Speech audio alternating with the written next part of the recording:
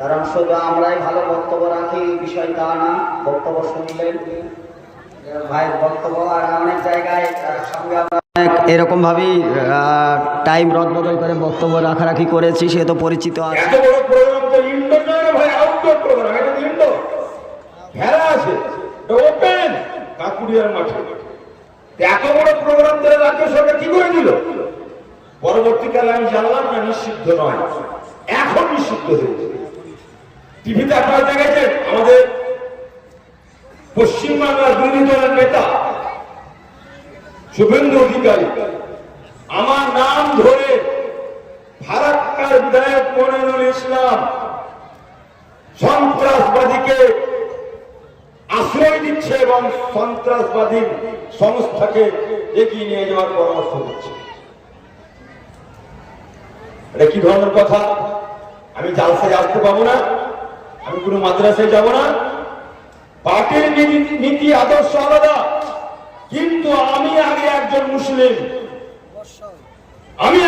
মুসলিম, আমাকে আমার পার্টি ঠিক করে দিতে পারে না আমি কি খাবো, আমি কি পড়বো। কোন রাষ্ট্র নেতা ঠিক করে দিতে পারে না আমি কোন ধর্ম পালন করব, আমি কি খাবো, আমি কি পড়বো। 1 কিলো আফ্রাজুল মাংস নিয়ে গেল, তাকে পিটিয়ে মারবা।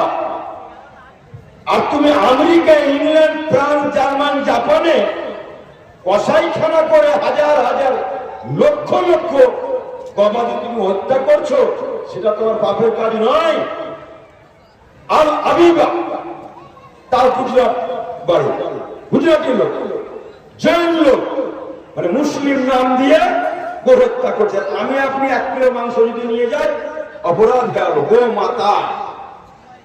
আর গো মাতা তোর হত্যা কেন করছে না ভাই? আইন পাস করে বন্ধ করে দাও। তাহলে আমার যদি খাওয়া বন্ধ হয় তাহলে তোমার ওই গোশালাটা বন্ধ করতে হবে, যে লক্ষ লক্ষ টাকাতে গুলি উড়েছ এবং বিদেশের মাটিতে গো হত্যা করে পাঠাচ্ছ। কে ওটা পারবে না, কিন্তু 1 কিলো মাংস আমি নিয়ে গেলে মা পারবে আমাকে, আর ওটা কিন্তু বন্ধ করতে পারবে না। কারণ ওর টাকাতে ওর পার্টি চলে, ওর টাকাতে ওর পার্টি চলে, তাই ওটা বন্ধ করতে পারবে না। তাই আমি মনে করি আমরা রাজনৈতিক দল হিসাবে যখন রাজনীতির বক্তব্য রাখবো তখন আলাদা কথা। এখানে জালসাটা শুধু মুসলিম সম্প্রদায় নয়, আমাদের ভুল ধারণা। এখানে সর্বধর্মের মানুষ আসতে পারে। আপনার ধর্ম কি বলছে, আমার ধর্ম কি বলছে, এখান থেকে কিছু শিক্ষা লাভ করার জায়গা। তার বেধর্মী আমাদের ধর্ম যারা অনুসরণ করে না, অনুকরণ করে না, তাদেরকেও ডাকবো। কারণ আমরা লড়াইয়ের কথা বলি না, আমরা হিংসার কথা বলি না, আমরা বিভেদের কথা বলি না, আমরা কি করি? ঐক্যের কথা বলি। আমাদের হযরত মুহাম্মদ সাল্লাল্লাহু আলাইহি সাল্লাম শুধুমাত্র আমাদের নবী নয়, সারা বিশ্ব, সারা জাহানের মহান নেতা, মানব জাতির নেতা। কিভাবে মানুষ চলবে, তার আখেরাত কি হবে, তার ব্যবহার কি হবে, সেই 1400 বছর আগে আমাদের পুরাণের বাণীতে বলে গেছে। তাই আমরা সৌভাগ্যবান, আমরা শেষ নবীর উম্মত। যতক্ষণ পর্যন্ত আমাদের জন্য আমাদের মা বাবা কাঁদবে না, আমার বউ কাঁদবে না, আমার ছেলে আমার মেয়ে কাঁদবে না, কিন্তু যার আমরা উম্মত সে কাঁদবে। হে আল্লাহ, হে আল্লাহ, আমার উম্মত গুলাকে তুমি পার করো, আমার উম্মত গুলাকে পার করো। নবীনা অবসান করে গেছে, আমাদেরকে নবীনা করে যদি আমাদেরকে হযরত মুহাম্মদ সাল্লাল্লাহু আলাইহি সাল্লাম যদি উম্মত করতো আমাদের, তো আমরা সৌভাগ্যবান হতাম। তাই আমাকে টাইম বলে দেওয়া হয়েছে। আমি কোনো বক্তাও নয়, আর এটা কোনো রাজনীতির মঞ্চও নয়। আপনার জন্য যেটা ফরজ, উনার জন্য যেটা ফরজ, সেটা আমার জন্য ফরজ। আমার জন্য ছাড় নেই, বরঞ্চ আমার জন্য ইনসাফ বেশি আছে।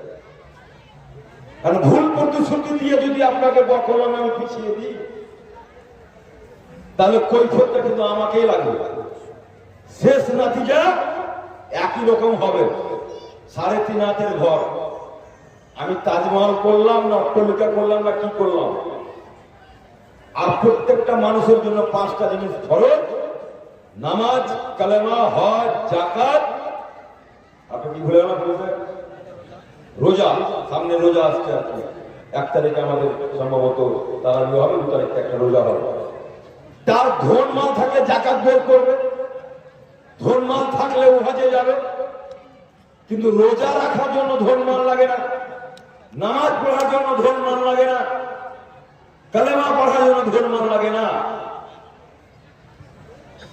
তাই 3টে জিনিস তো অন্তত ধন মাল লাগে না। আপনারা যদি জিজ্ঞেস করেন এমএলএ স্যার আপনি নামাজ পড়েন? আমি নামাজ পড়ি, কিন্তু ওয়াক্ত হয় না। কারণ এখানে মিথ্যা কথা বলে যাবো, বলবো না, নোট করবে মিথ্যা কথা বলে চলবে। ওয়াক্ত ভাই হয়নি, আজকেই হয়নি। যেমন বাড়িতে যাবো, খাবো, 11টা বাজুক 12টা বাজুক, মানে পড়বো। তাহলে কি আছে? অন্তত পক্ষে সমাজ বিরোধী অসামাজিক কাজ থেকে অন্তত আমি দূরে থাকবো। কারণ 5 টাইম যদি আমি মরণকে স্মরণ করি, আল্লাহকে যদি ভয় করি, তাহলে কিন্তু আমার মধ্যে একটু হলেও পাক পবিত্র থাকার আর মন মানসিকতা থাকবে। স্নান ধান করে ভালো কাপড় পরলাম, দাঁড়িয়ে দাঁড়িয়ে পেশাব করে দিলাম, পানি ব্যবহার করলাম না, তাহলে তো আমি পাক থাকলাম না। তাহলে ইমানের একটা অঙ্গ, পাক পবিত্র থাকাটাও একটা ইমানের অঙ্গ। বাচ্চাকে বাচ্চাই ড্রেস পরতে বলেছে, জমিদারকে জমিদারে বলতে বলেছে। হ্যাঁ, শুধু অহংকারী হয়ে না, অহংকারী হয়ে না, অহংকার আল্লাহ পছন্দ করে না। তাই পরিশেষে আমি বলবো, আমাদের পূর্বজনদের সম্পত্তি, অকাপটের সম্পত্তি, যেখান থেকে আমাদের ইমাম মজ্জবদের ভাতা দেওয়া হয়, অনেক ছেলে মেয়েকে স্কলারশিপ দেওয়া হয়। আজকে আমি গাজীনগর মালঞ্চার বহরা ফুলন্দরে একটা বিশাল 3-4 বিঘার উপরে কবরস্থান আছে। প্রায় 35 লক্ষ না 40 লক্ষ টাকা একটা প্রাচীর করলাম। সেটা হচ্ছে সংখ্যালঘু দপ্তর থেকে টাকা। এই সম্পত্তি কেন দেবো? আরে বিভিন্ন তোমাদের ট্রাস্ট আছে, রাম মন্দিরের ট্রাস্ট আছে, স্বর্ণ মন্দিরের ট্রাস্ট আছে, আর কোন মন্দিরের ট্রাস্ট আছে। ওই মনিরুল ইসলাম বা মনিরুল শেখ তো ওখানে নাই। আমার জায়গা তুমি দখলদারি কেন করছো?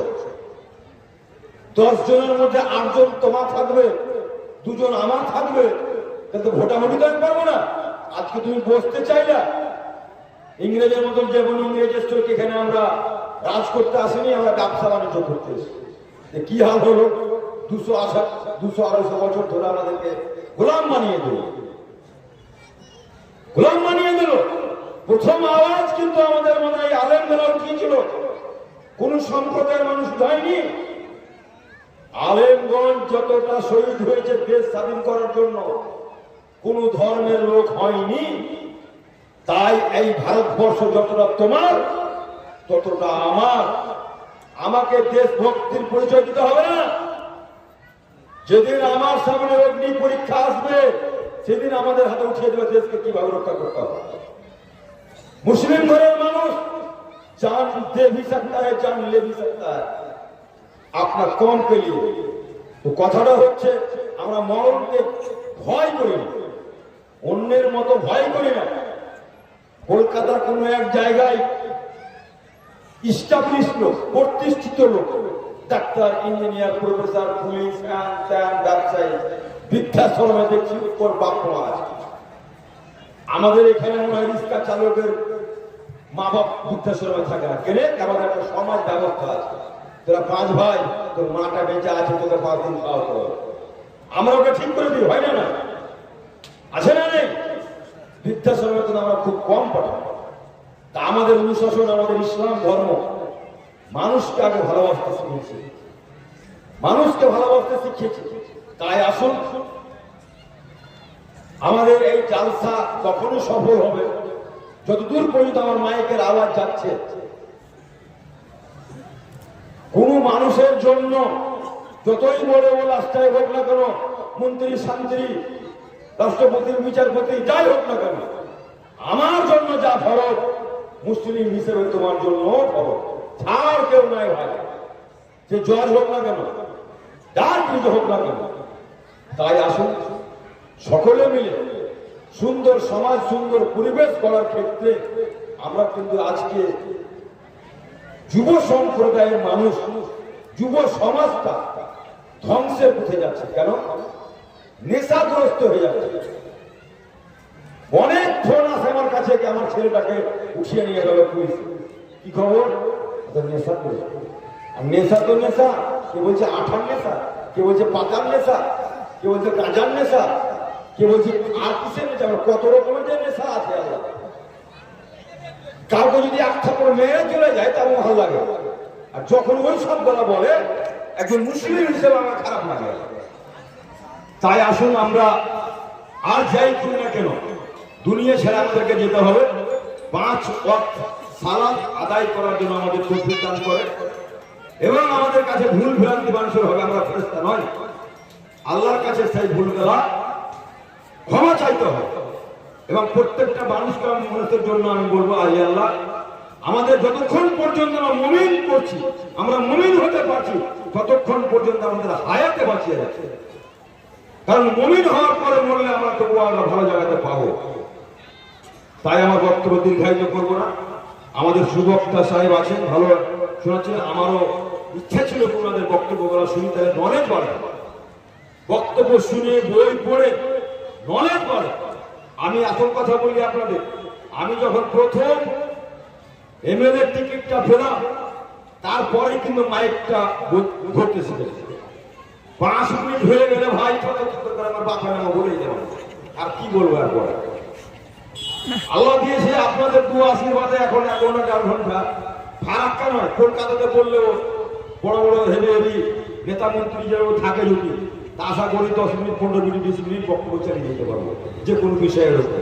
এটা আমার চেষ্টা, এটা আমার চেষ্টা। কোনো বই পড়ে হোক, কোনো খুতবা শোনা হোক, মোবাইলটা সবটা এখানে মাইনাস পয়েন্ট নেই, কিছু প্লাস পয়েন্ট আছে। আপনি যা খুঁজবেন ওর মধ্যে ভালো হাদিস কোরআনও আছে, গোটা কোরআনটাই ভরা আছে। আপনি কোনো দোয়া করবেন, দোয়া শিখতে পারবেন। আপনি কোরআনের কোনো আয়াত শুনবেন, ওখান থেকে পাবেন। কোনো অটল বিহারী বাজপেয়ী স্পিচ শুনবেন, ইন্দিরা গান্ধী শুনবেন, জ্যোতি বসু শুনবেন, মমতা ব্যানার্জি শুনবেন, আর কাউরি শুনবেন, সব কিছুর মধ্যে আছে। আপনি কোনটা নেবেন সেটা আপনার উপর ডিপেন্ড করছে। আমি মদ খাবো না, খাবো না, মদ খাওয়াতে কোনো উপকার নেই, বরঞ্চ ক্ষতি আছে। সব দিক দিয়ে ক্ষতি আছে, শরীয়ত অনুযায়ী ক্ষতি আছে, শারীরিক ভাবে ক্ষতি আছে, সমাজের কাছে ক্ষতি আছে। তাই শরীরটাকে বাঁচাতে হবে। তা আসুন আমরা সুন্দর সমাজ, সুন্দর পরিবেশ, সুনাগরিকের পরিচয় দিয়ে আমাদের মুসলিম কমিউনিটি, মুসলিম সম্প্রদায়ের মানুষ, আমরা যে 10 বছর 20 বছর 15 বছর যে আগে পিছিয়ে ছিলাম শিক্ষা, স্বাস্থ্য, অর্থনৈতিক ভাবে, আমি কিন্তু বলবো আমরা কিন্তু এগিয়ে চলি। এটা কিন্তু ভালো লাগে। কিছু খারাপ আছে তো কিছু ভালো আছে। আমাদের মধ্যে শিক্ষার আলো ছিল না, আমরা শিক্ষায় সুশিক্ষিত হয়ে আমাদের সমাজকে দিয়ে গেছি। অর্থনৈতিক ব্যবস্থা আমাদের আমূল পরিবর্তন হয়েছে। কার কাছে 4 চাকা কজনের কাছে ছিল আজকে 15 বছর আগে? মোটরসাইকেল কার কাছে ছিল? কয়টা এমবিবিএস ডাক্তার ছিল, ইঞ্জিনিয়ার ছিল? ভাবতেই পারতাম না। আজকে কিন্তু ঘরে ঘরে ডাক্তার তৈরি হয়েছে, ইঞ্জিনিয়ার তৈরি হয়েছে। তা আমাদের সমাজের পরিবর্তন হচ্ছে, ভালো লাগছে, ভালো লাগছে। যখনই বলবে জেলখানা থেকে মুসলিম সম্প্রদায়ের মানুষ বেশি, হসপিটালে কে ভর্তি, মুসলিম সম্প্রদায়ের মানুষ বেশি। আরে মুসলিম হিসেবে তো খারাপ লাগছে। রাজনীতির ব্যাপারে আপনি দাম দিবেন, বলবেন, সমালোচনা করবেন, ঠিক আছে। একজন মুসলিম হিসেবে তো আমাকে খারাপ লাগছে, এটা তো কোনো রকম মানবেন।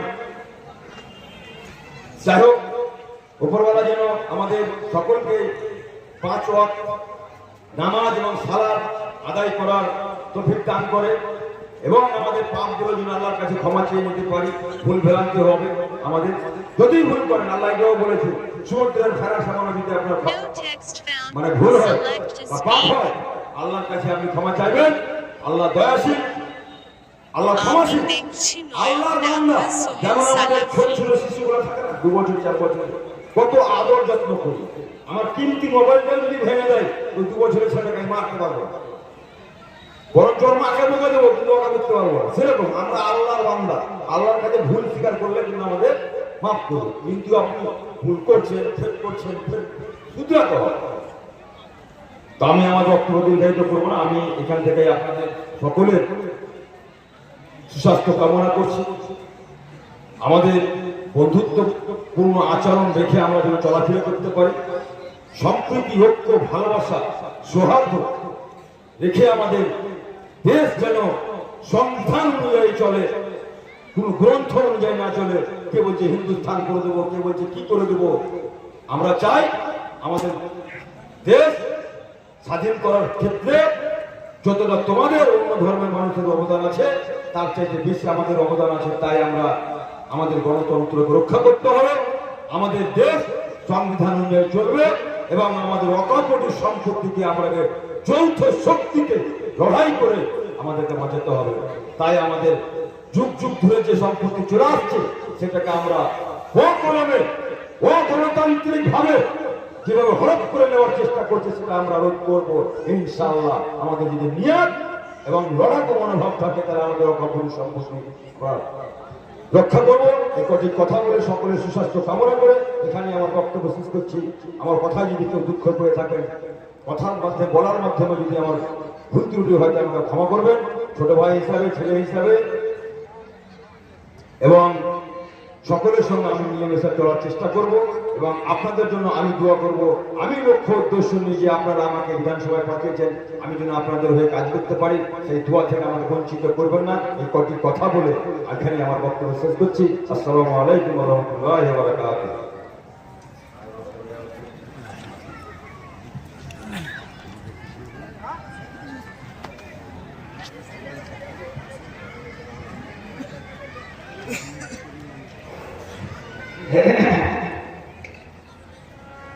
যাক ভাই, জাযাকাল্লাহ হাসানাল জাযা, খায়রাল জাযা, বারাকাল্লাহু আলাইকা। ভাইয়ের কাছ থেকে আমরা অনেক কিছু জানলাম, বুঝলাম, শুনলাম। কারণ শুধু আমরাই ভালো বক্তব্য রাখি বিষয় তা না, বক্তব্য শুনলেন ভাইয়ের বক্তব্য। আর অনেক জায়গায় সঙ্গে আমরা এরকম ভাবেই টাইম রদবদল করে বক্তব্য রাখারাখি করেছি, সে তো পরিচিত আছে। হয়তো উনি সামনে বসেছিলেন বলে যে কথাগুলো বললাম তা না, আমার অনেক সহজ করে দিয়েছেন উনি। কারণ আমরা বললে আমাদের পিছনে ঠাস দেওয়ার লোক নেই। ওনারা নিজেরাই যেহেতু স্বাবলম্ব লোক, স্বয়ংসম্পূর্ণ লোক, সেহেতু ওনাদের কথা যেইভাবে বলবে তা আমিও ভাবতে পারিনি। কারণ অনেক এমএলএ এমপির সঙ্গে আমাদের চলাফেরা আছে, অনেকে নিজের বক্তব্য দাঁত চিপে গোপন করে বলেন, ইনি তো ওপেন বললেন। এটা তো অনেক কথাই আমাকে খুব ভালো লেগেছে বা ভালো লাগলো, যে কথাগুলো হয়তো আমি বললে আমি দোষারোপ বা দোষী হতাম, সেটা আলহামদুলিল্লাহ আমাদের এমএলএ সাহেব অনেক সহজভাবে সহজ করে বলেছে, যাতে বুঝতে পারলেন যে এই কথাগুলো শুধু আমরাই আউড়ি বেড়াচ্ছি, বলে বেড়াচ্ছি তা না, অনেক খবর ওনাদের কাছেও আছে। এখন এই খবরগুলো আপনাদের কাছে পৌঁছানোর দায়িত্ব আমাদের। উনি একটা খুব ভালো কথা বলেছেন যে নামাজ পড়ার কথা, রোজা করার কথা, আর জাকাত দেওয়ার কথা, হজের কথা, আনুষঙ্গিক যে কথাগুলো বলা হচ্ছে এগুলো আলেমরা সবাই বলে, আমরাও বলি। কিন্তু আপনার মসজিদই থাকবে না তো নামাজটা পড়বেন কি করে? জানাজা পড়ার জায়গা ঈদগাহি তো থাকবে না, তা আপনি জানাজা পড়বেন কি করে? কবরস্থানই তো থাকবে না, তার আপনি মাটি দিবেন কি করে? আমি দীপক দা একটা সাংবাদিক, তার চ্যানেল আপনারা দেখেছেন, ওনার সঙ্গে আমি অনেক বক্তব্য রেখেছি বা অনেক শেয়ার করেছি, ওনারা জানেন। ওই যে মানিক ফকির, ওনার অনেক ভিডিও দেখেছেন। উনি অনেক জাতিকে, এবারে সর্বজাতিকে সচেতন করার উনি এমন ভারী ভারী কথা বলেন যে কথাগুলো আমরাই বলতে পারি না। মানিক দার সঙ্গে বক্তব্য রাখতে গিয়ে উনি আমাকে একটা কথা বললেন, সালাফি দা, আপনি যতই চেঁচান আর যাই করে বাড়ান, আপনি কিছু করতে পারবেন না। তা কি করতে হবে? আপনি যে চেঁচাচ্ছেন, এই চেঁচানোটা সকল জনগণ যদি চেঁচায় আর ঐক্যবদ্ধ হয়ে যদি মাঠে নামে, সরকার তো দূরের কথা, সরকারের বাপেরও ক্ষমতা নেই এই বিল চালু করা। মানে কৃষক আন্দোলন আপনারা দেখেছেন যে দিল্লিকে একদম বন্ধ করে দিয়েছিল কৃষক আন্দোলন আইন, কিন্তু এমনই আন্দোলন গড়ে তুলেছিলেন যে ওই আইন চালু করতে পারেনি সরকার, হাঁটু গাড়া হয়ে গেছিল। আর আমাদের বাপদাদার সম্পদ যেটা মসজিদ, মাদ্রাসা, কবরস্থান, ঈদগাহ, এগুলো হচ্ছে ওয়াকফ সম্পত্তি। সেগুলো কিন্তু প্রত্যেকেরই অধিকার আছে, আপনাদের অধিকার আছে। সেহেতু এই অধিকার, আপনার সম্পদ রক্ষা করা আপনার দায়িত্ব। আর একটি ভালো কথা শুনেন, এখন ধরেন বাংলাদেশ আর ভারত যুদ্ধ লেগেই গেল। আমরা ভারতবাসী আর বাংলাদেশে যারা থাকে তারা বাংলাদেশি। বাংলাদেশের লোক তারা মুসলিম, আর ইন্ডিয়া অর্থাৎ ভারতে যারা আমরা বাস করি আমরাও মুসলিম। কিন্তু দেশ আর এক দেশ, এই দেশ আর এক দেশের সঙ্গে যুদ্ধ লেগেছে। এখন আমাদের কর্তব্যটা কি?